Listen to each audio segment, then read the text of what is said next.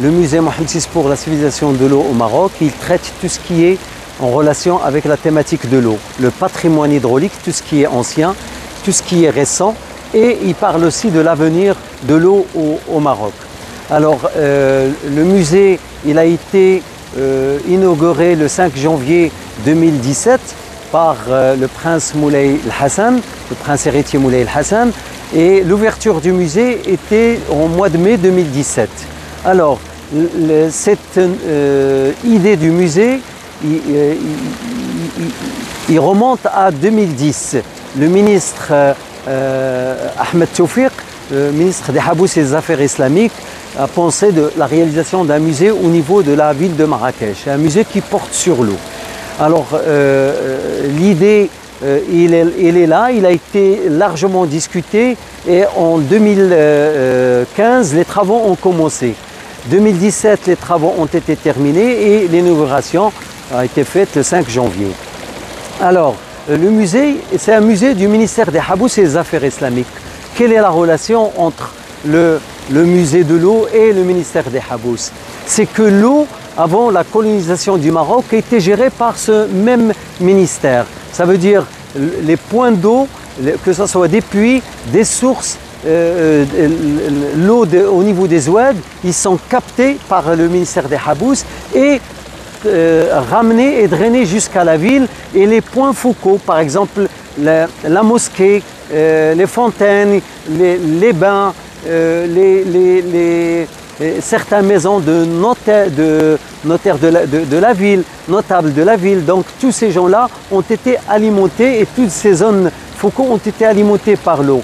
Et avec l'apparition de la notion des bassins, la gestion de l'eau par bassin, en 1929, cette notion de l'eau est traitée par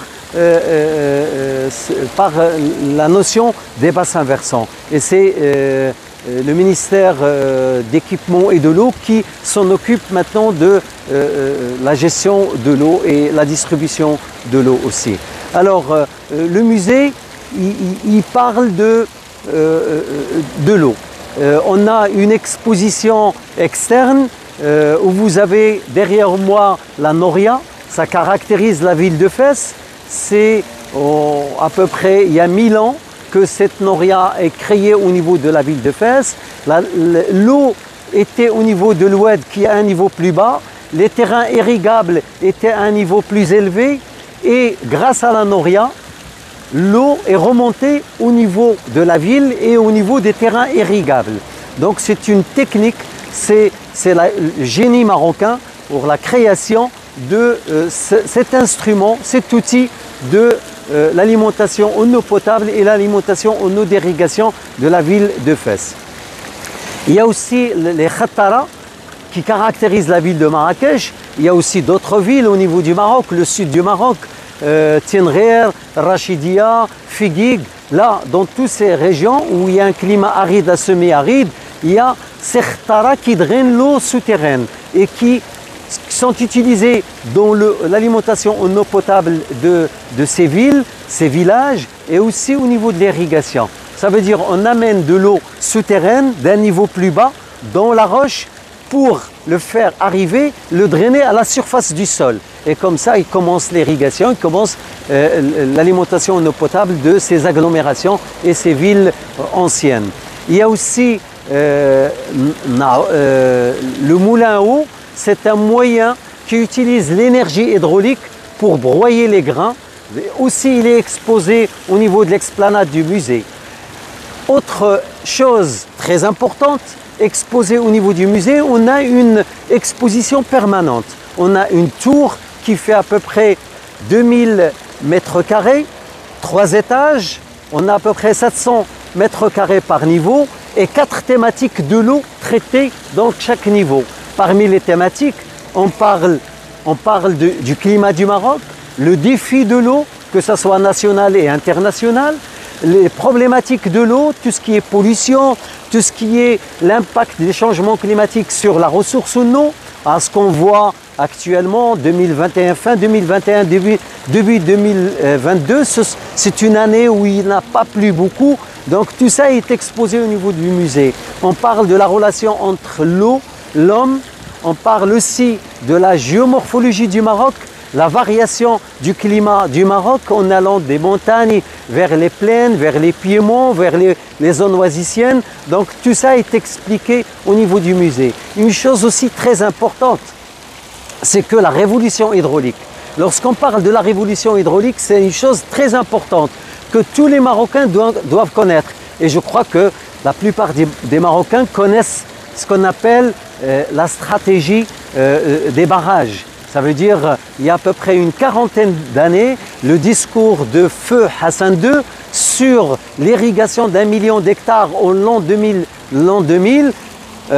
a donné beaucoup au Maroc. Le stockage de l'eau qui est passé de 2 milliards de mètres cubes à 18 milliards de mètres cubes actuels. Le Maroc peut stocker, si on a une année pluvieuse ou moyennement pluvieuse, 18 milliards de mètres cubes. Donc on parle de ça, la révolution hydraulique ou ma yusamma bi l'injazat wa sudud بالنسبة للمغرب. On parle aussi de la stratégie de l'eau au niveau du Maroc. Ça veut dire on a exposé ce qui est ancien, ce qui est récent et l'avenir du Maroc. Le Maroc, qu'est-ce qu'il voit, qu'est-ce qu'il prépare pour l'eau et les Marocains, les villes avec cette démographie qui augmente. On est à peu près 40 millions d'habitants. Comment on va satisfaire ces 40 millions d'habitants en eau potable, en eau d'irrigation, en eau industrielle et en eau pour le tourisme. Alors, pour la stratégie, il y a beaucoup de points qui sont exposés au niveau du musée. Tous les points, par exemple, encore des barrages. Le Maroc peut aller jusqu'à 26-27 milliards de mètres cubes en une année pluvieuse. Ça veut dire qu'on a encore à travailler du 18 jusqu'à 26 à 27 milliards. Ça, c'est très important. Encore des barrages et les barrages dans des zones où il pleut beaucoup. Par exemple, le nord du Maroc, c'est bien de faire des barrages. Et on peut amener de l'eau d'une région à une autre. C'est ce qu'on trouve au niveau du Maroc. Le transfert d'eau d'un bassin à un autre. Par exemple, Tinsift est alimenté par le bassin de Rbeya à partir de Oued Tessaout ou bien le barrage de Messira. Ça, c'est très important, qu'on ne trouve pas ailleurs dans d'autres pays très développés. Il y a le traitement des eaux usées, c'est très important. On ne peut pas jeter de l'eau polluée dans la nature. Il faut le traiter. Et le Maroc est passé de quelques stations de traitement des eaux usées. On avait à peu près 2, il y a une vingtaine d'années, on avait 2 à 3 stations. Maintenant, on est à 120 stations de traitement des eaux usées. Cette eau, il faut l'utiliser dans l'irrigation des espaces verts, dans l'irrigation, par exemple, des terrains de golf, pourquoi pas des jardins des particuliers, des jardins des villes qui dépassent un certain nombre de mètres carrés. Donc tout ça, il faut savoir l'utiliser. Il y a aussi le dessalement de l'eau de mer. Le Maroc a commencé ça il y a à peu près une quarantaine d'années. On a des stations de traitement de l'eau de mer ou l'eau saumâtre dans la région sud, par exemple dans la région de Dakhla, la région de l'Ayoun, on traite des eaux saumâtres, on traite de l'eau de mer. Alhamdulillah, début de l'année 2022, il y a l'inauguration de la station de Souss Messa, qui va assurer l'eau potable pour les habitants de la ville de Agadir et région, et aussi l'irrigation d'un certain nombre d'hectares. Il y a la station, le projet de la station de traitement des eaux usées, de l'eau de mer, dessalement de l'eau de mer de Casablanca, le grand axe Rabat-Casa. Donc c'est une très grande station qui va assurer à peu près 200 à 300 millions de mètres cubes annuels pour cet axe où on a à peu près plus de 40% des habitants des pays du Maroc.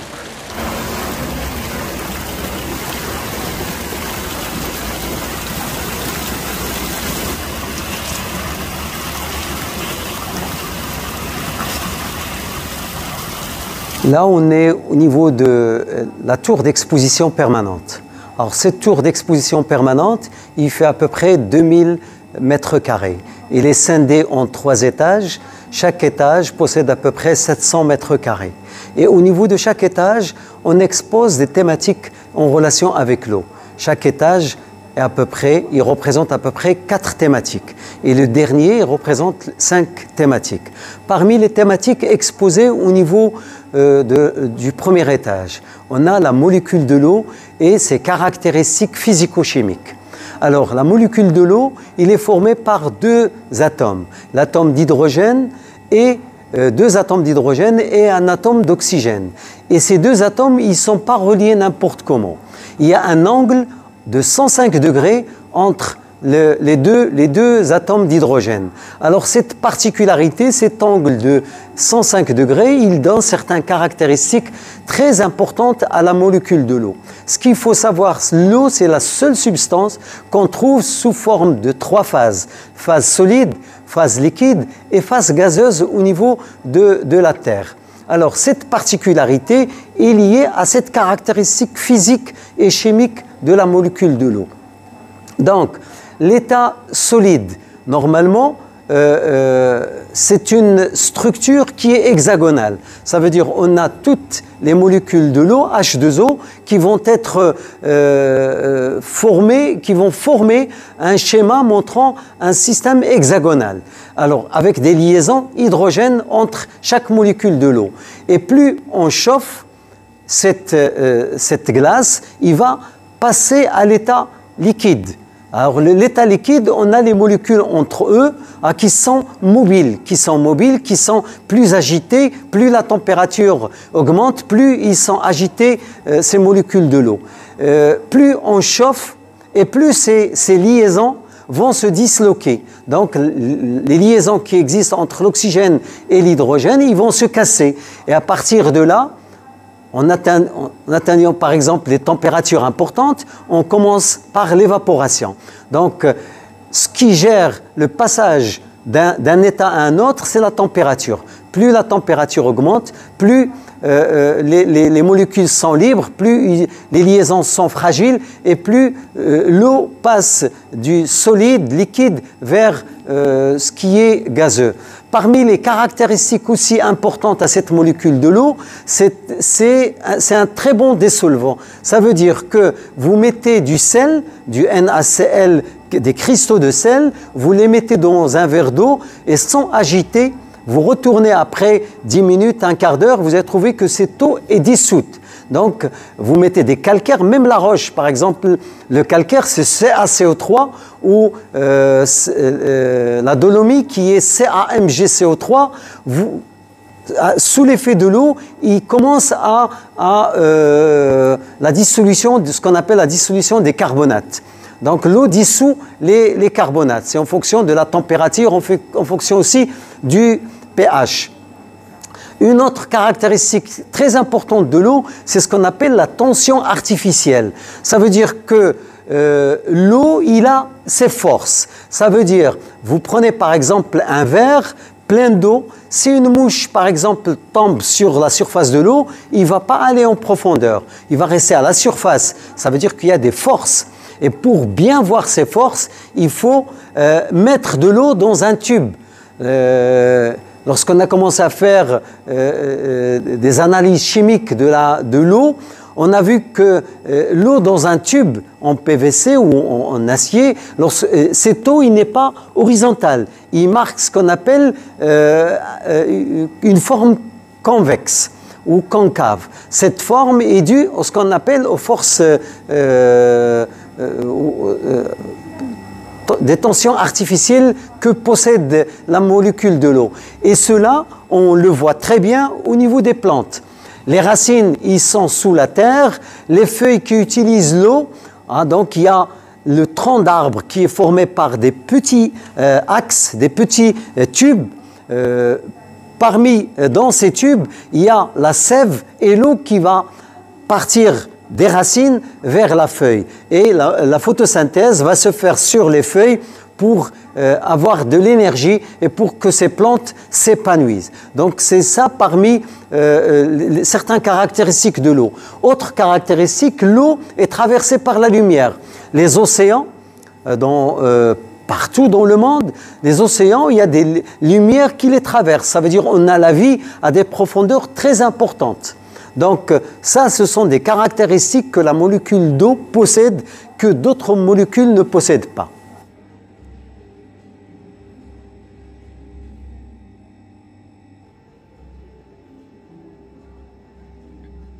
Là, on est au niveau du deuxième étage de la tour d'exposition permanente. Alors, au niveau de cet étage, on explique la variation du relief du Maroc, la géomorphologie du Maroc, la variation entre les montagnes, le piémont, les plaines et les zones oasis-iennes. Alors, cette variation a donné une richesse au niveau du patrimoine hydraulique du Maroc.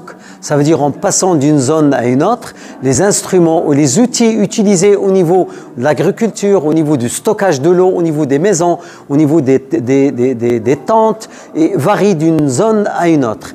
Et aussi le partage de l'eau lorsqu'il s'agit de la zone de montagne, la zone de piémont, la zone des zones oasisiennes. Ce partage de l'eau, il est très important. Les agglomérations qui habitent une région partagent cette eau d'une façon équitable, selon le nombre de terrains que vous possédez, selon le nombre d'habitants qui existent.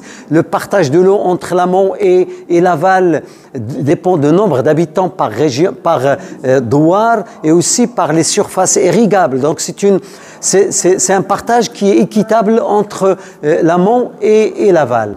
Et parmi les choses qu'on expose au niveau de cet étage, c'est le khtara. Le khtara, c'est un instrument, c'est utilisé par nos ancêtres, c'est de l'ingénierie marocaine. Ça veut dire on draine l'eau souterraine. C'est quoi le khtarat? C'est une succession de puits et un canal presque sub-horizontal qui est à peu près 3 à 4 degrés. Alors ces puits permettent d'avancer le creusement du canal dans le souterrain, et les puits servent aussi pour l'aération et le nettoyage de ce canal. Donc on creuse un canal de 3 à 4 degrés pour atteindre la nappe souterraine, la nappe souterraine, on doit la toucher par ce canal vertical. Une fois on touche ce canal qui est à une altitude, une fois le canal touche la nappe, à une altitude très élevée par rapport à la sortie de ce canal, l'eau va être drainée d'une façon naturelle sous l'effet de la pente jusqu'à la surface du sol. Et à partir de la sortie de l'eau, on a un petit bassin qui accumule cette eau qui sort souterraine, et il commence un peu le partage. Le partage entre les agglomérations autour de cette khtara. Et les anciens khtara qu'on trouve au niveau du Maroc, ils datent du XIIe siècle. C'est dans la région de Marrakech. Et à partir de Marrakech, il s'est distribué, il s'est utilisé dans d'autres régions au sud du Maroc, dans les régions où le climat il est aride à semi-aride. Généralement, c'est des khtara qui sont le long des oueds, des khtara qui drainent l'eau de la montagne, des khtara qui drainent l'eau le long d'un oued, ou par exemple une nappe qui est bien alimentée. En s'approchant de la montagne, la zone d'alimentation des nappes souterraines, l'eau se trouve en quantité très importante et on le fait drainer pour atteindre la plaine irrigable. Et ces khtara, ils varient. Et il y a des khtara qui sur une centaine de mètres, il y a des khtara qui sont sur 10 à 20 km de longueur. C'est un système de drainage naturel des eaux souterraines. C'est tout à fait différent des aqueducs. Les aqueducs, on les trouve dans le nord de la Méditerranée, c'est dans des zones où il pleut beaucoup. C'est le transfert d'eau de surface. Alors le khtarat, c'est un transfert d'eau souterraine d'une région qui est riche en eau vers une zone où il y a moins d'eau, ou qui va utiliser cette eau au niveau de l'irrigation et l'alimentation en eau potable.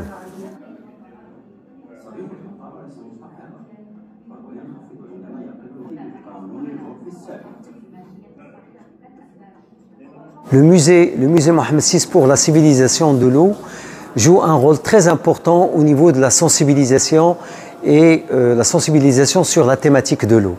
On reçoit beaucoup de visiteurs, que ce soit des élèves des écoles, que ce soit des universitaires, une communauté scientifique importante qui travaille sur l'eau, et on travaille sur cet axe très important, la sensibilisation de la jeunesse sur la problématique de l'eau, sur la rareté de l'eau, sur l'impact des changements climatiques sur cette substance vitale. Le musée a élaboré plusieurs collaborations avec des instituts de recherche comme l'Institut de recherche de l'IRD, avec l'Université Qadi Iyad, avec d'autres universités à l'échelle internationale. Et il fait partie, à partir de juin 2019, le musée fait partie du réseau mondial des musées de l'eau. Il est membre actif et il fait partie du comité de gestion de ce réseau mondial. Et aussi, il est vice-président de ce réseau sur le continent africain. Parmi les éléments ou les choses sur lesquelles on travaille avec ce réseau, c'est sur le concours de la jeunesse. C'est un concours en collaboration avec l'UNESCO sur The Water We Want. Ça veut dire on demande aux jeunes entre 6 et 18 ans de réaliser des dessins, des photos, des slogans, des textes sur l'eau et toucher, sensibiliser les gens sur cette substance très importante. Et l'année dernière, 2021, une école de Marrakech a eu le premier prix au niveau de ce concours de la jeunesse de Water We Want.